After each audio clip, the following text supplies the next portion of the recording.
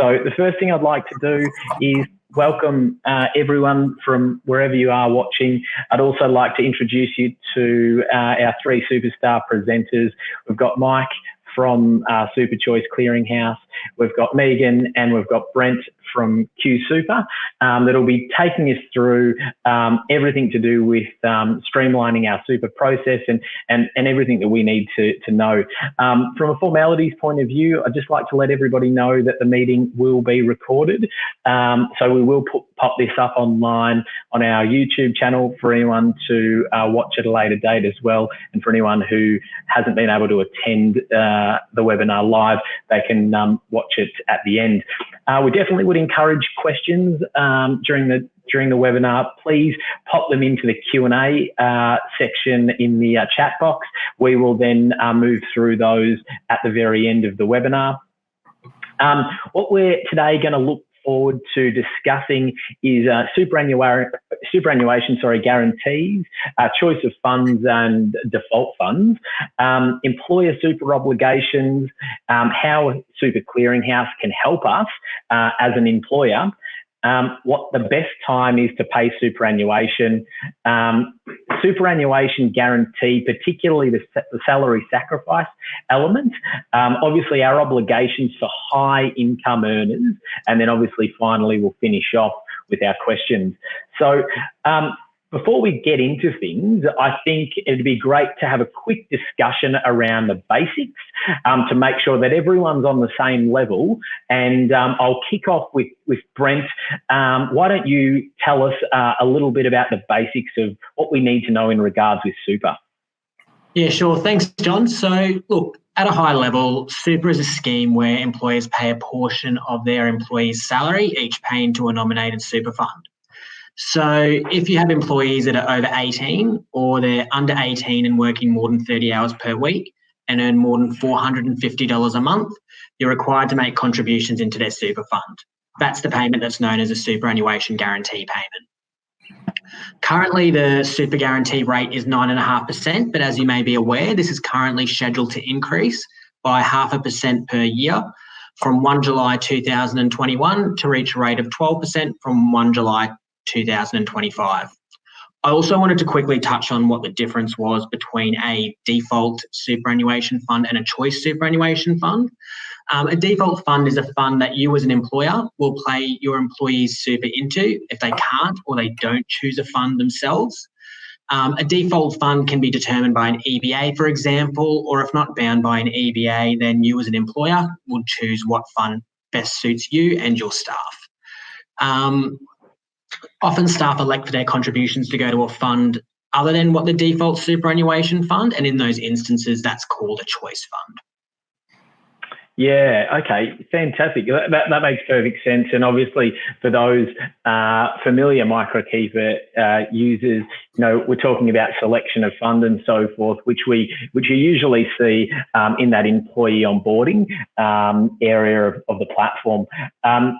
Another thing that I think would be definitely well worth a discussion at this time is talking about our obligations, but an obligation from the superannuation clearinghouse side. And Mike, I think, you know, it'd be great to have a chat and chat to us about the obligations of clearinghouse and what we need to know there.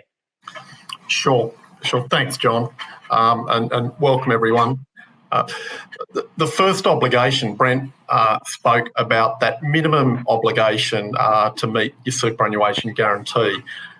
We've also noted, because quite a lot of the Microkeeper employers do in fact have award obligations, and so you might notice in the first part of the slide where we say monthly is recommended, quite a few of you also pay monthly today under either an enterprise bargaining agreement you might have or an award obligation you signed up to. So as a minimum, you're really looking to meet those essential minimums with both award and superannuation guarantee.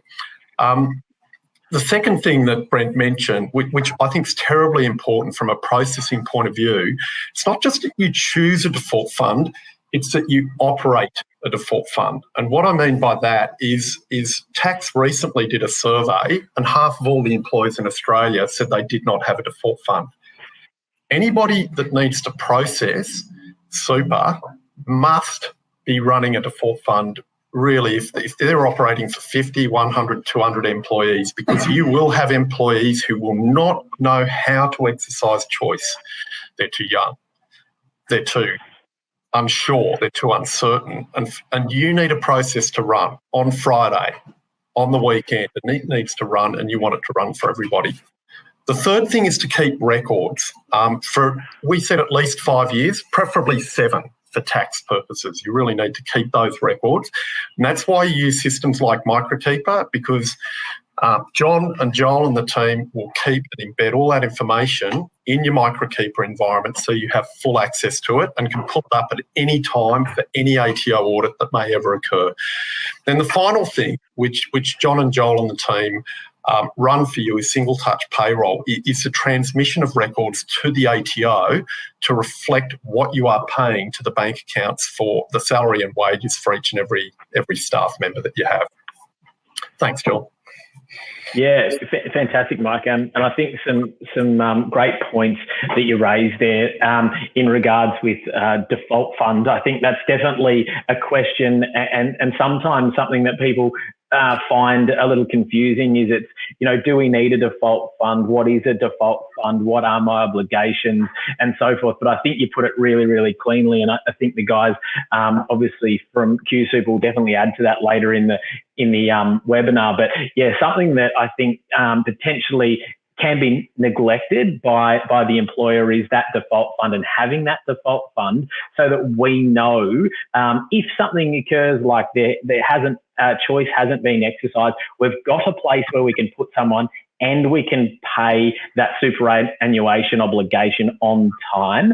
And again, we'll talk about timeliness of paying the superannuation, obviously, later on in the webinar. But yeah, definitely a very good point, as well as obviously STP and Microkeeper, where everyone knows how easy that is. And obviously, we are sending that information across to the ATO. So keeping it all succinct, keeping it in that order and knowing all of those components, I think is very well worth knowing. I think another point in which we do see questions coming up, and obviously we do get asked this during our team's demonstrations to businesses, and maybe even something that a business has potentially used in the past, and want to know a little bit about moving to a more automated solution, is the differences between what we use here at Microkeeper in SuperChoice Clearinghouse and potentially the government super clearinghouse and how that works. Let's talk a little bit about that, Mike, and what that's about. Great. And John, if we can just jump to the next slide. So what I might do is both talk to what the Microkeeper solution does at the same time as the ATO. So if everybody broadly looks at the screen, what a clearinghouse does is it essentially allows an employer who may have hundreds or even thousands of employees to make a single payment, potentially a single payment, to a clearinghouse entity that then takes both the money and all the data that relates to all of those employees and now starts to remit that to each and every super fund. Potentially, I spoke to an employer with 2,000 people this morning. They had 220 different super funds that money needed to be paid to, including about 100 self-managed super funds. So the clearinghouse, as that diagram illustrates, you lodge and enter information into your Microkeeper environment, including information about the employee's super fund. You submit those files, which are electronically transmitted to us at SuperChoice by John's team. And then we pass that information, reconcile the money, and we start moving that to all the bank accounts of the relevant super funds, whether they are parties like QSuper, whether someone has elected to be in a self-managed super fund. And indeed, in some cases, we move money to the Australian Tax Office as well. So that's the fundamental role of a clearinghouse. And the difference. Would you say, Mike? Would you say with that, just if I can jump in there really quickly, when you say between, let's say the clearinghouse, I think some people as well, like, you know, that are maybe even used to, you know, the old fashioned days of I pay, you know, one via a check, I might pay one via a bank transfer, and, you know, and however else I transfer the money. What you're saying basically is all of that is basically taken care of via the clearinghouse, SuperChoice in this example. And from our point of view, Microkeeper or your payroll system, we're just giving you basically an instruction. Hey, Mike, we want to pay all of these funds, like you mentioned, these 200 odd funds, and these are the amounts we need to pay, and you guys figure out how to get the money to them. Is that sort of something? That's what you guys also take care of, how to get that money to the actual fund itself.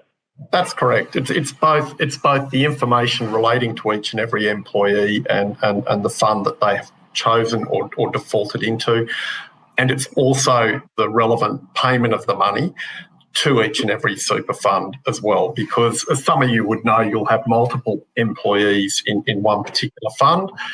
And so in relation to those funds, we might obviously send a somewhat larger payment to that fund on your behalf for what might be a group of 20 employees, whereas there might be another fund that is self-managed that only the one employee has gone into, you know, and that fund will receive a smaller amount. So rather than you having had to have paid all of those individually and keep all your bank records up to date, etc., we're handling that process for you. That's fantastic. Then in relation to the ATO, John, if I jump quickly through that, the fundamental difference between the Microkeeper solution and the ATO solution is an ATO solution is seeking that you not only maintain records inside Microkeeper, because that is your chosen and preferred payroll software solution, but now what you have to do is come out of Microkeeper. You need to enter into the ATO environment, or what they call their small business clearinghouse, and you now need to resubmit all the same information that you submitted into Microkeeper. Wonderful process that it is. That might be for 20 employees, and do it all over again every time you remit a payment. So the ATO system was designed for small employers, really thinking about micro employers, 1, 2, 3, 4 people, because it was hoped they wouldn't have to key too much information in for too many people. Once you start doing that manually for 20 people, times around about 30 bits of information for each of those employees that you are maintaining and checking their address records are up to date and their date of birth doesn't change and their gender doesn't change and all those other wonderful things that change. It's really about a one-touch solution inside Microkeeper where you can keep, retain and maintain all your records in that one system. And then John and Joel and the team submit that electronically to us. We move that to the funds and they make available all of the transaction flow between us and the super funds back to yourself. You can keep all your records in one place. In the ATO solution, you must keep it in 2 places. What you maintained in Microkeeper and then what you maintained over in the ATO environment. Yeah, fantastic.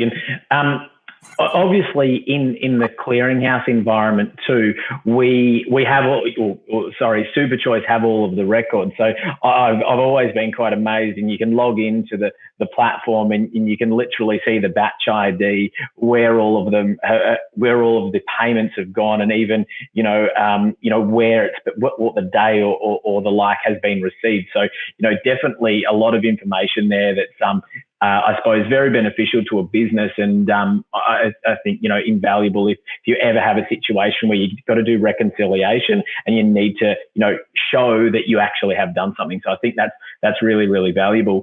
From our point of view, what does it look like? All of the Microkeeper users, you'll be very familiar with this page here and this little box. The idea being that we look at all of the employees, look at all of the funds they're paying into, collate all that data into one report. We then have a breakdown by fund of where the money is going and to whom within the fund, and then obviously a total. In this particular image here, we can see that 1174.18 is that total that we do need to make a payment for. So within our system, all you do need to do is literally confirm that number into the box below and check the confirm tab. And then there's a very simple process of clicking the Pay Super button, which will direct debit that amount of money confirmed from the bank account that you specify. And obviously we then send that data to the SuperChoice clearinghouse, who complete the direct debit, obviously, and then the processing of that super. So from a point of view of, as Mike said, the differences between the clearinghouse integrated fully into the payroll engine and I suppose that small business is, I suppose you're looking at things like, full automation. And then obviously when you are copying things across, you do have that ability to make an error. We all are human at the end of the day. And if we do per se, click the wrong button and turn a 6 into an 8. Obviously we've got lots and lots of staff and we're trying to do that process quite quickly. Those sorts of things are where, errors can start to occur. But obviously that fully integrated solution with a clearinghouse, I think, definitely for businesses of scale and, it's a massive benefit. It's literally a massive benefit because you don't have to worry about those two processes as Mike spoke about just prior.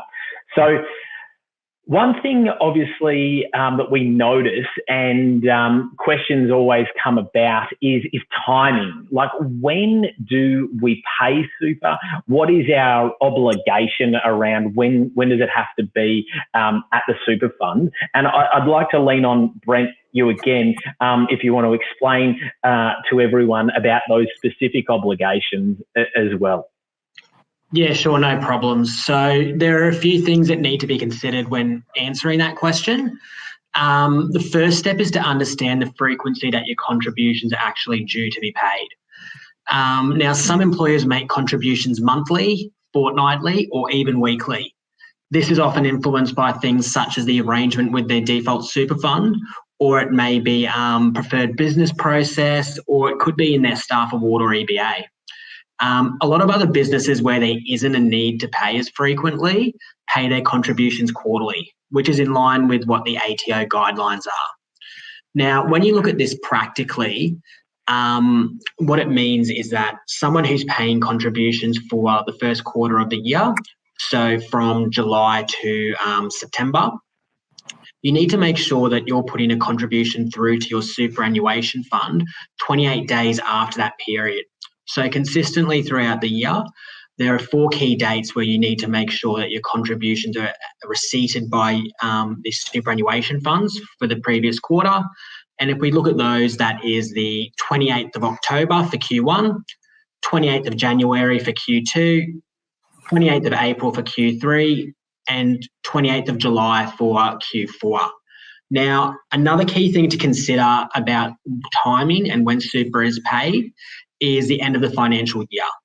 For a contribution to count for tax purposes in a financial year, it needs to be received at the fund that financial year, so by 30 June. So that's another date that is often a key thing to think about, especially about the timing of when people are paying their super. Yeah, no, that's a really good couple of points, and obviously we've got those key dates. One thing, as we slightly diverge, but one thing that I've definitely heard when speaking, Brent, to you guys at QSuper is sometimes, and we do have a question which we'll get to at the Q&A, but around default, sometimes there are obligations around that too, isn't there? Like, it can't be that you just choose to go, I'm going to pay, quarterly, and that's what we're going to do as a business. If you do have a default, sometimes you do need to consider that as well. Is that something that you need to worry about? Yeah, look, definitely. So it's a key thing when it comes to your default super fund. There may be some requirements that they have which mean that you need to pay more frequently than what the ATO minimum guidelines is. So, for example, QSuper, we require contributions to come through in a default perspective at least monthly. whereas, some other funds may not have that requirement for their, if you're their default fund. So it's definitely something to understand. Firstly, is there any requirements that your default fund has in relation to how frequently you need to pay super? Is there anything in an EBA or an industrial agreement that influences that? And if there isn't, then that leads you to make the decision about what best suits your business, or at least fall in line with what the ATO minimum requirements are. Yeah, perfect. No, yeah, and look, these are all just little things that, you pick up along the way, but that you could be swept under the rug. So, yeah, great takeaway, just to make sure that, if you are operating under a default, that, that does coincide with the frequency in which obviously you want to pay. But I think moving to our next step of, obviously, when we know now when the money, as Brent said, has to be in the super fund, sort of cleared funds. From a point of view, I think the next real lead-on question is straight to you, Mike. And, what do we need to consider if using a clearinghouse? How do we achieve these dates, and what do we need to think about when it comes to paying through the clearinghouse? Thanks, John. So anyone that's ever operating a direct debit model, any employer, one of the things you might have noticed is there's normally what's spoken of as a 3-day period, and that's a 3 business day period. The major banks, we all love them, don't operate on Saturdays and Sundays. They do earn a quarter of their profit on Saturday and Sunday, but they don't actually physically operate processes on those days. But the 3-day process is basically to protect an employer. During that period, you are allowed to claw the money back. Sometimes we find employers have said, oh no, I've overpaid. I've paid for an employee I thought I had, but I didn't. Oh no, they worked 3 weeks, not 4 weeks. And so within that period, we do find that a lot of employers are seeking to either claw back. Many of you will have overdrafts, and so some of you may know that there are times when an amount would exceed the overdraft, which can give rise to dishonours. So the 3-day period is basically for those sorts of protections to allow someone to pull that money back in that 3-day period. So let's say we were talking about the 28th of April super guarantee deadline as an example. Most employers are either submitting today, tonight, by 4 o'clock, last resort Friday, 4 o'clock, because we will be sending money off around the night of the 28th, which means that we will be transmitting the money at 11:59 and 59 seconds, or at least that is when the fund will take title to that money. And all the reports we provide, John, are effectively telling you that's when you met your super guarantee obligation, when the fund took title to that money, not necessarily when they allocated it to the member's account, but when they physically took title in that bank account, we paid them.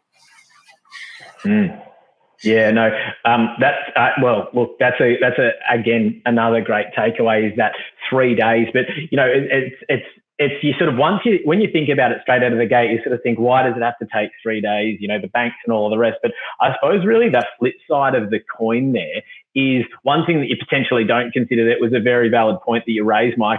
Again, we are all human. Sometimes a mistake can be made. And in that situation, when a mistake is made, you've got that little buffer. So, hey, I'm human. I made an error. SuperChoice, please help me. Let's be able to get that money back. And, people might think, it might not be too bad if it was just one staff member, but, if you're running a big corporate and, it was multi-staff members, it could be even 100, that's money that you definitely want back that's not potentially paid. And then, I don't know, even the process of getting that back once it is paid. But, definitely a very valid point. And I suppose even that clawback, I think, is something that, I wasn't aware of and just brought it to my attention. So circling back, if we're talking about super in general, I think, Megan, do you want to explain to us a little bit more about the superannuation guarantee, and especially when it comes to things like salary sacrifice, which is always a question that, people are a bit unsure of? Yeah, absolutely. And thanks, John. And just before we continue, I have to do my legal obligation and just kind of let you know that obviously I'm only able to talk in a general manner and provide general information, general advice. So when I talk about contribution limits and ATO rules, it's all based on, current rules and regulations. And yeah, just have to make the lawyers happy and let everyone know that I'm speaking generally. And we would always encourage people to be seeking their own personal guidance, whether or not that's, tax advice, financial advice, that type of thing. But in terms of making contributions to super, which would include obviously your SG employer obligations, but also the salary sacrifice component. So, just in case you're not aware, salary sacrifice would be personal contributions that an individual employee is choosing to make to their own super above and beyond whatever they're obviously needing to receive from an employer level. And oftentimes people will do it via salary sacrifice because it's basically contributing that money before marginal tax is deducted. So it can help from a tax saving perspective because generally salary sacrifice contributions are only taxed at 15% instead of marginal tax rates. So obviously, people will want to pay less income tax, put money into super, and then of course they're growing their superannuation, and some further savings there are around the fact that the earnings that the super fund's making on behalf of, the member is also taxed at a concessional tax rate. So just that little bit of background as to what salary sacrifice contributions are. And of course, we've got some information around what the limits are for the current financial year. So obviously up to 30 June. So the before tax limit, which is everything, SG or employer contributions, as well as basically anything that an individual is effectively claiming that tax deduction on. Previously, it wasn't too long ago that if a member chose to make these personal salary sacrifice contributions, an employer could actually offset their SG obligations and effectively not have to pay as much employer super. So that may be something that, employers got a little bit of a sort of, a loophole there, not having to pay as much super. But those rules changed from 1 January 2020. So basically, any salary sacrificed contributions can't be used to reduce your super guarantee obligations as an employer, regardless of how much that individual is choosing to put in themselves.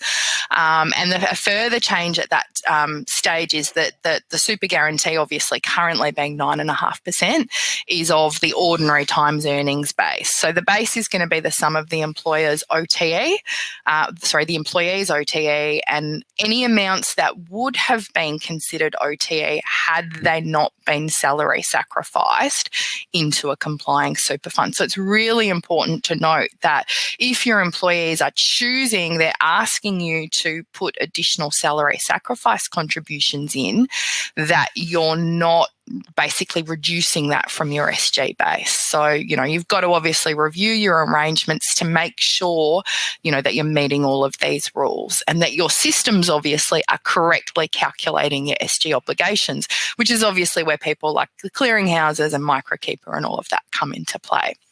So, in a nutshell, you may have staff, individual employees that are asking you, they want to do these salary sacrifice arrangements, they want to grow and boost their super and, pay less tax and all of those benefits for doing so.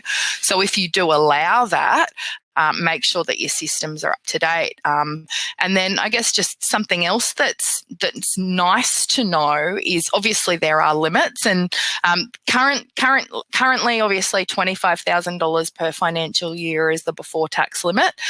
Come 1 July, obviously we know that we're likely to have an increase to SG, and so too there'll be a small increase in the limits. So it'll increase to $27,500 for your before tax, you can contributions.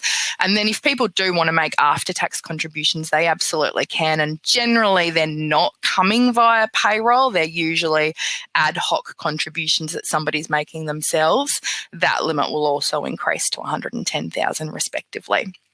But yeah, so in terms of limits, obviously really important to bear that in mind. And I suppose just a little nice to know as well is, if individuals or if staff are putting in significant amounts of salary sacrifice contributions, they might start to hit these caps, or if they have a high income, they might be likely to hit those caps. But there is a provision where basically if people in previous financial years haven't utilised that full sort of $25,000 cap, as long as they've got a total super balance of less than $500,000, they can potentially carry over unused cap space in future financial years. So I always like to mention that because I've certainly seen some employers that are reluctant to allow employees to salary sacrifice as much as they'd like to, thinking that they're going to hit the cap, but they may not necessarily be aware that this is actually part of an overall strategy for that particular person where they're making use of these carryover provisions. So yeah, super rules are always changing. The government, as you know, loves to tinker with things, and that's where having a really great relationship with your super fund, both at an individual member level, but also at an employer level. Like if you've got a really good arrangement with your default super fund, someone like QSuper, for example,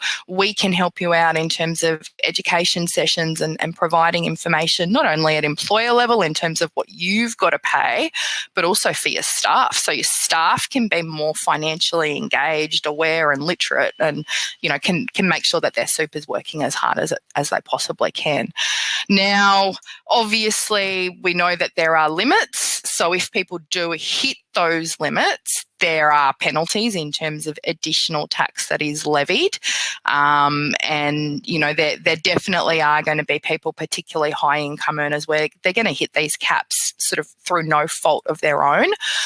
So they should really probably be seeking sort of some financial and some tax advice to make sure that they're kind of looking at the best overall strategy, but certainly there will be some additional tax that's levied, and then that process is obviously determined by the ATO, because of course we all know that with single touch payroll everything is reported to the ATO. The ATO knows everything. There's no hiding from the ATO, so they're going to know what your earnings are, how much super's been contributed. If you've got multiple super funds, it's not a $25,000 per super fund limit, it's a global limit. So basically, long story short, the ATO knows if you are up for additional tax because you've exceeded these caps, they're going to let you know. You're going to get that notification. But the beauty about, particularly from a super perspective, is if you do exceed the super caps, you don't have to pay that tax penalty with after-tax dollars. You do have the ability to have that sort of coming out of the super balance in terms of those additional contributions that have gone in can come out of the super account. Yeah, that's great. I think, one thing, Megan, that you touched on there that I think potentially was something that I didn't really even consider was, I thought it was always a hard and fast. You can basically, pay up to a certain level, but as a business, that employee may have received advice that, we are taking advantage of years prior where we haven't come up to that balance. And I think, it's definitely not an open and cut case of, this is it, because there are some underlying other factors that could influence it. So, that's awesome. I suppose in regards with, everything you've spoken about, I think the lead-on question to take out would be high income earners, and superannuation. Do you want to expand on sort of the super for high income? Sure. So obviously, I guess there's a couple of points around that, and I guess going back to the fact that there may be some employees that through no fault of their own, just because of their level of income, they're going to hit those caps regardless, because in terms of those employer contributions that have to be paid, they're going to hit that level. So I've already spoken about the fact that that's where additional tax on super can come into play. And there's two elements to that. There's your Division 293, which essentially is if somebody's income and concessional, so before tax contributions, which is, remember, your employer and anything that's salary sacrificed, if that's going to exceed $250,000 per financial year, then effectively there's an additional 15% tax that's levied on the concessional contributions up to the $25,000 limit. So basically, instead of a 15% concessional tax rate when it comes to super, in lieu of a 40-odd%, 45, 47% marginal tax rate, basically they're going to be taxed at 30%. So still a reduction. There's definitely still a tax benefit, but not as nice a benefit as there ordinarily would be. So this is just a bit of a snapshot as to the kind of Div 293 tax that's applicable. But then, of course, if they go over that overall $25,000 concessional cap, then there's also the excess tax on going over the cap. So remember that this is done at an individual level and is probably not going to impact you too much as an employer, except for maybe you'll have employees that are saying, well, hang on a minute, I earn too much. It's not fair that I have to pay this extra tax. Is there something that I can do? So yes, there potentially is, in terms of there are some changed arrangements where if somebody is basically going to exceed sort of contribution caps because of a high income, there's a quarterly limit, which is referred to as the maximum super contributions base. And basically, if somebody is going to earn above that amount in a particular quarter, they can ask their employer to not effectively pay SG on the higher amount. Now, this is not hard and fast. Again, this is going to be dependent on your EBA agreements and things like that. Some employers might just go, look, I'm going to pay the super regardless. So it's a conversation that staff should be having, and potentially this might be a scheme that they can kind of avoid hitting the caps. So again, and these figures change every year. So the figures that we're showing on screen are for this financial year. Come 1 July, they are going to change, and the ATO website will have that.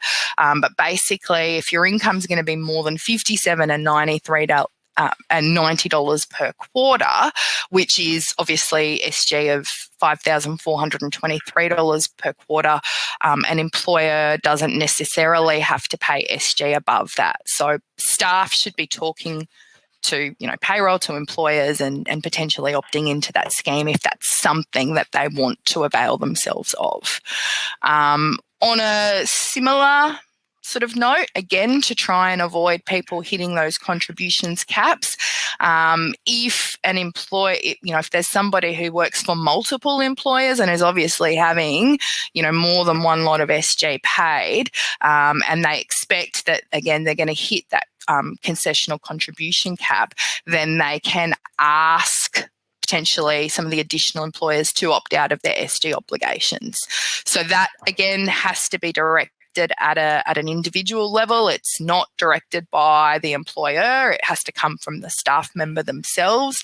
And there, of course, are ATO rules as to whether or not they kind of meet that eligibility criteria. But this is something that has been applicable since 1 January 2020. So again, it's a fairly recent change. But the employee has to be submitting a notice, at least 60 days before the commencement of the quarter in which the super has to be paid. So it's a bit of a convoluted process, and in any instance, we would expect people to probably be seeking guidance. And you'd probably expect that people that are earning significant amounts of income probably have already got pretty good relationships with accountants and financial advisors. And sometimes it may still be beneficial to exceed caps and wear the extra tax because of additional measures in terms of building up super for retirement where, okay, yeah, you might have to pay more tax on the way in, but the earnings that money is generating when it's in the super environment is still being taxed at a very concessional tax rate. And then at the other end, when you actually retire and can access that money, that income is completely tax-free after the age of 60. So, yeah, there might be a little bit of pain earlier on in terms of a bit more tax on the way in. If you're a high income earner, you're aware of tax. It's just a necessity that you've got to pay. But the flow-on effects could be worth their while. So, yeah, it's always just nice to, I suppose, know the rules. And remember, the rules always change.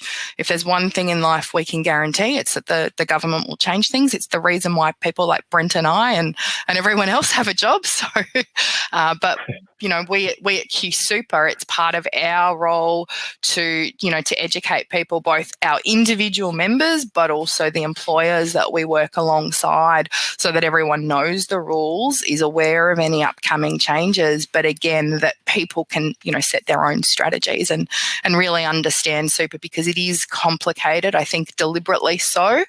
But if you've got trusted partners that you can, rely on to help cut through all of the, the jargon and the bureaucracy, then it's going to go a long way.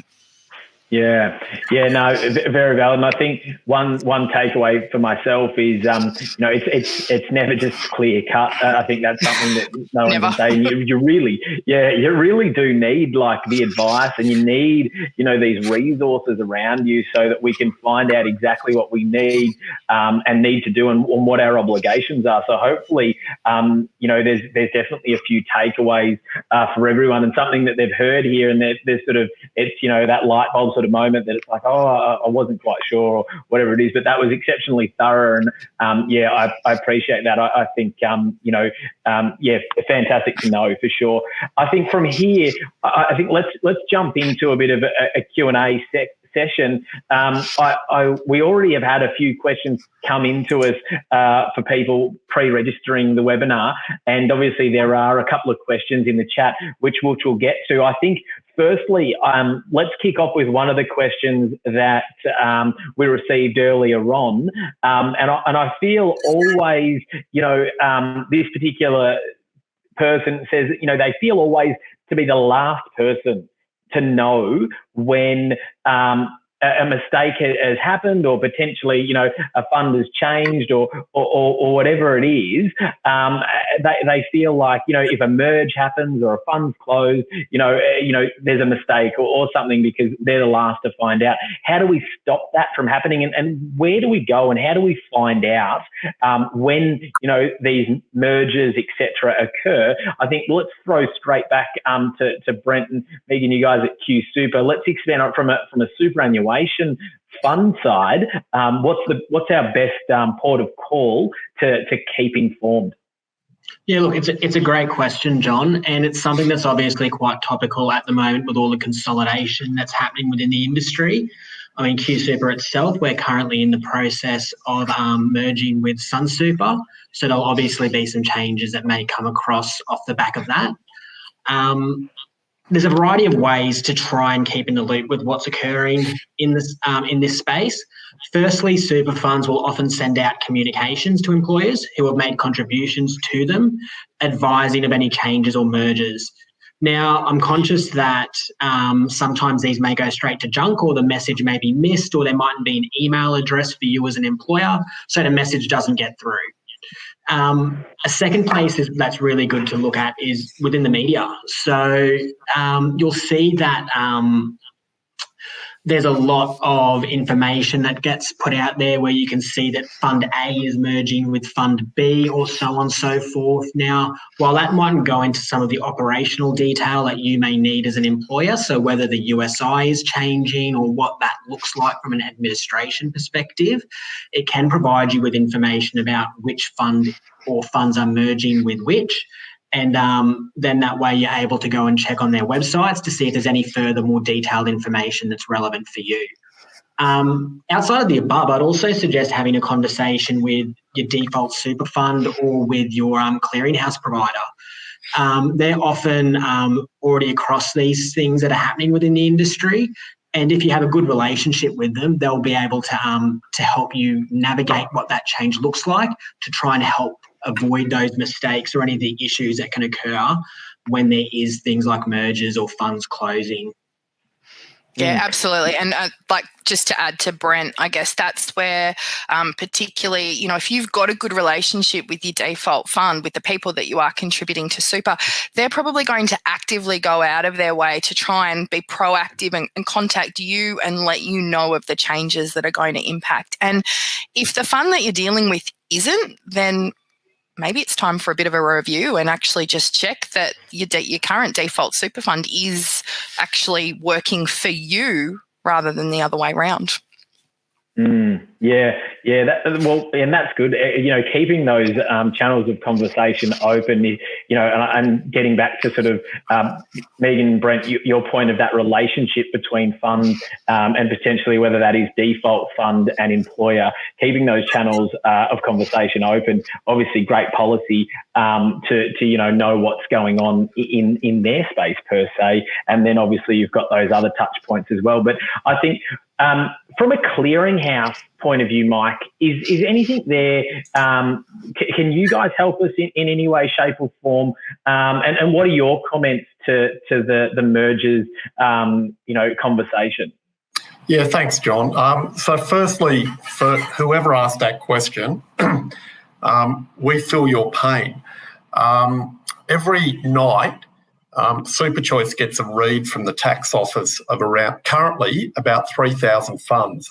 And I was talking to my product manager the other night on this. We see 5 to 10 changes a night. Part of the challenge we find we have is around about 90% of those changes are a bit irrelevant to you, like a bank account of a particular fund that we're sending the money to may change, but it's not innately a merger, for example. It's just changing detail that's extraneous to you.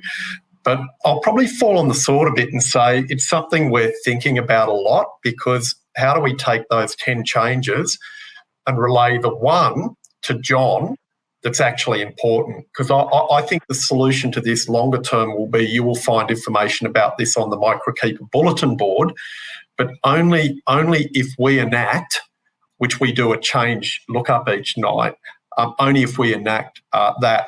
Part of the other challenge we're dealing with, I know a situation at the moment with 5 products that are changing. Again, it's extraneous to you. It won't affect an employer, but I've known about it for 2 months. Tax will give me immediate, or if you like, overnight notice. So that's one of the challenges we're sort of dealing with is conjecture might happen about a merger, and then a merger, of course, doesn't occur on the date that everybody thought it might, and most of us are out of the loop. Sorry if that's a bit of a long explanation, but I think it's a work in progress area, and I just really want to honour the question because it comes from the right place, and we know that sometimes you, like we sometimes feel, are the last to know, and it's a bit of a work in progress and a need to do better area for all of us, and particularly clearinghouses. For sure, and I think, look, you can't hold you guys to that. You know, if you guys at best scenario are getting the official word, you know, that close, you know, it'd be great in a perfect world if we could get, you know, a month's notice, or, you know, at least a week or 2 weeks or something like that. Absolutely. Yeah. But it does make the job difficult when, you know, potentially you're getting 48 hours, 24 hours, you know, that does make it, you know, it makes it hard for everyone. And I think at least there's the conversation is there and we're chatting about it. And I think, you know, if we're looking toward a common goal of improving, you know, that's all we can ask for. I'd quickly like to jump into the chat. Cheryl, thank you so much for your question. One thing here, setting up a default fund, probably throwing to Brent and Megan here. How do we set up a default fund if we don't have one? And I think I'll add slightly to that question as well, is do we need to consider, if it comes to us as an industry, can we just go anywhere? So if I'm a retailer, can I just go to any super fund and make them my default fund? What do I need to consider, and how do we do that process? Megan and Brent, I'll leave that one to you guys. So I'm happy to jump in on that one. So when it comes to looking at a default fund, first thing to probably look into is your award. I would suggest to see if there's already a default fund that's associated with your award that you're required to put new employees into. So that's probably the first thing to navigate. Now, if you're not constrained by any sort of award or any other arrangements where you need to use a particular fund, then it's really up to you to have a look and maybe compare, see which sort of funds are out there at the moment, have a look what would work for you as an employer, and then engage with the fund to see what the requirements are to be a default, for you to have that fund as your default.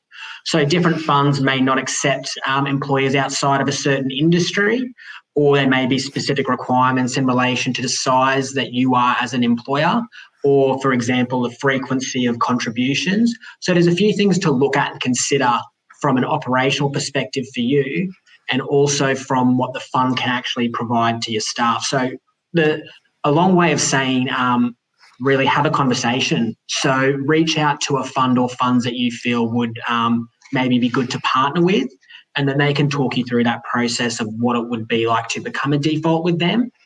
And then that's something for you to consider whether it's whether they're suitable for you and your staff. Yeah, and any fund worth their salt should be able to help you out with that process and at least initiate that conversation in determining, could we, as a fund, and I'll use QSuper as an example, could we be a good fit for you? Can we work with your business? Can we enhance your experience and, make your life easy in terms of, you've got the superannuation that you've got to pay, but also there's that added bonus of, if the fund that you're with is a strong performing fund, provides help and information and can really, I suppose, enhance your staff's kind of financial awareness and just happiness overall, because we know that obviously as part of just being able to attract and maintain staff from from all of that, like having a wellbeing, having staff that are engaged with their job but also with their finances, they're better employees and they're going to work harder for you as a business. So there's that whole relationship and that whole piece that, with QSuper, we take that quite seriously. We've got education programs in terms of being able to provide content to our members individually, but also at an employer level. And we can, we feel like we can actually help you in terms of having that overall staff engagement, program, so that your staff are happy and want to work hard for you and are going to stick around. So there's, it's not just superannuation, and it's not just something that you've got to legally pay because the law says you have to. There's a whole other component to it. So, working hand in hand with the fund. And if you don't have a default fund, you might want to consider us. So there is obviously information on the website. This isn't an advertising sort of session by any means, but, if your fund's not doing that for you now, I'd sort of be saying, well, maybe it is time to investigate if there's someone better out there for you. It's something that we look with our insurance, with our banking, with all sorts of other products. If we're not happy, we'll do some research and maybe walk away. Superannuation is really no different, and especially when you consider how much money is involved, it's a huge decision. Absolutely. John, and I think, it's Mike, if I can just jump in, Mike. add one more thing. Digress for sure. I'm not a super fund, so I can probably say what I think. And I just encourage every employer to have one. I want to tell everybody about a horror story from today of an employer with 2,000 people. They had 15 people in wonderful self-managed super funds who didn't have bank details. Ever heard of that happening? Don't have an electronic service address or know what that is. So they're worth $1 million, but they don't understand, how messages need to get to their fund. These are horror situations that crop up all the time. Please have a default fund, because your process is sacrosanct. And for those people out there that didn't want to have their contribution go to a default fund, they really should have their information right first time.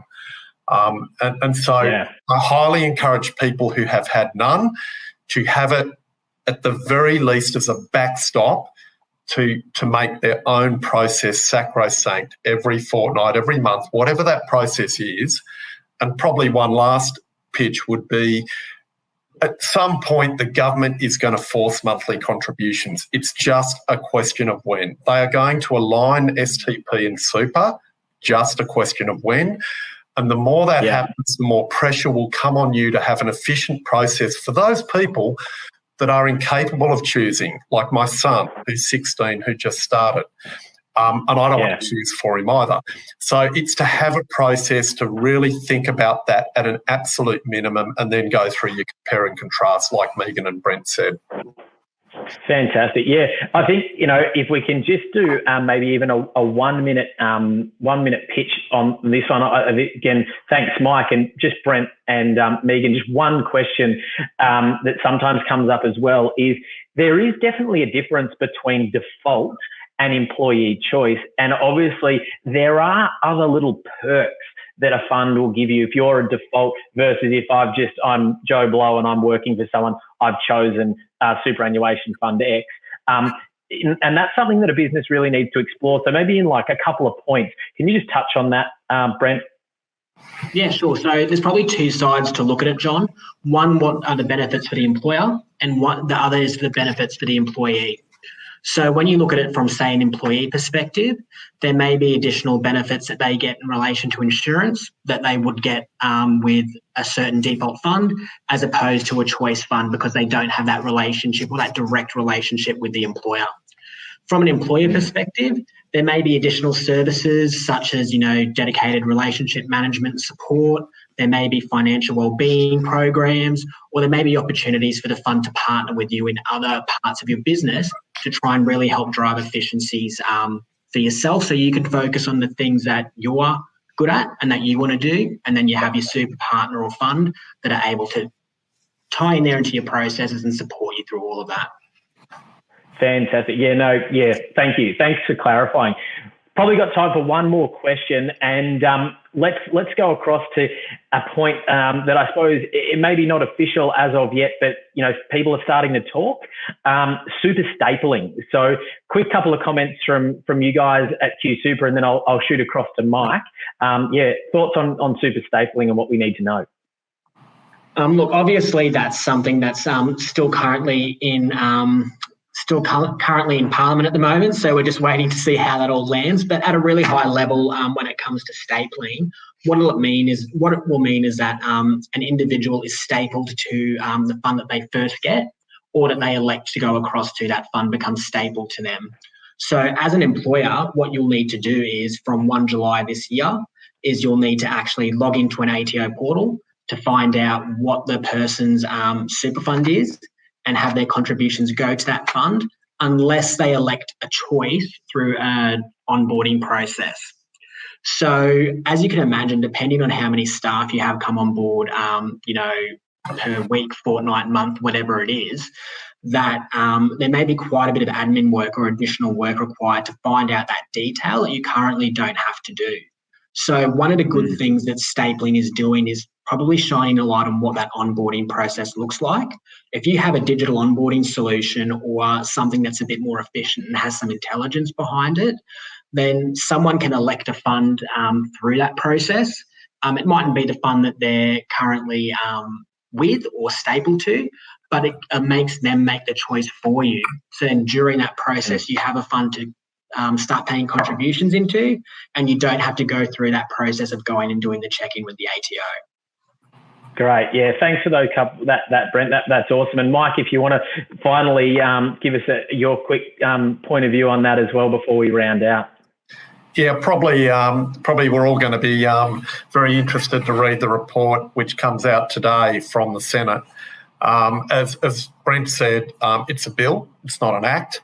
The other thing you as employers might all have noticed is a wall of silence from the ATO. Can anybody remember hearing anything from the ATO about this in the last 6 months since the bill came to light? No, because the ATO decided we might not talk about this until it becomes an act. As Brent said, you're suddenly meant to log into a website you haven't been told about in 2 months' time. I expect where we land, if the bill becomes an act, if it goes through, I think where we land is probably 2021-22 will probably be what I call a trial year. help me, do your best. Let's all be nice to each other. No one gets penalised for anything. But just be ready for change, as Brent said, at some point through the course of that year. And I thought the other message Brent gave was a very, very significant one. Get your onboarding process digital. It's time to move away from paper. Kill the paper. I don't know about you, but tax said in the inquiry a couple of weeks ago, it only takes a couple of minutes. As a clearinghouse, I know that means it takes half an hour for each employee. And so I wouldn't want to be adding 15 employees at half an hour a pop. I'd want a digital onboarding process. They do plan in future years to connect this, so you would be able to get this from Microkeeper. Okay, that is where the world is going in a year's time from 2022, July 2022. But as we all know, tax are struggling with just engaging with you about what this is, let alone getting all that locked down for July next year. So be ready for change. Be alert, not alarmed, because I can't see how they could fine anybody for non-compliance. But be aware change is coming. Think about your onboarding processes and keep engaging with people and parties like Microkeeper about what will be coming up next. Perfect. Thanks, Mike. I appreciate that, and some really two great schools of thought and messages there from both parties. Really appreciate it. We've gone just slightly a bit over time, but I think it was well worth it. There was a lot of information there that was exceptionally valuable. First thing I'd like to do on behalf of us here at Microkeeper is definitely thank Brent, Megan from QSuper. Thank you so much. Mike from SuperChoice, again, really appreciate you guys and the time that you put toward this. Anyone has any further questions or concerns or wants to find out further information about QSuper, please jump onto their website, have a look around. You will definitely be able to find what you need and reach out to those guys. And finally, with Super Clearing, anything Super Clearing, and obviously we're affiliated with SuperChoice, you can jump onto the SuperChoice website and see what they have to offer as a clearinghouse. So again, thank you to all of our attendees. We really appreciate you being on here today, and I hope you've taken a few things away that potentially and answered a few questions that potentially you didn't know prior to coming in. Finally, there will be a copy of this webinar up online available shortly. So if you do want to revisit that, you're more than welcome to. So again, thank you so much, and we definitely look forward to seeing you at our next webinar. Thanks again. Thank you. Thanks, everyone. Thank you.